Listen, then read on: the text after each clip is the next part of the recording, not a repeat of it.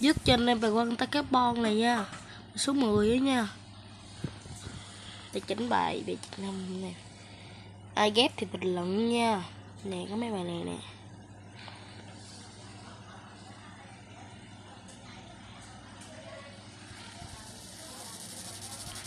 Đó. Nè bị Việt Nam ơi, chúng bài quan ta cái bon.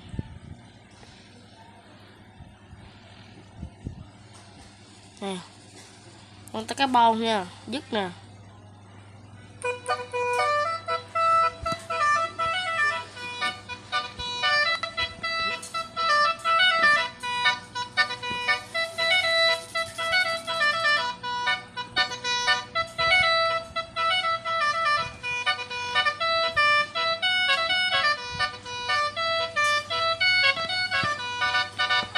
Ok nha.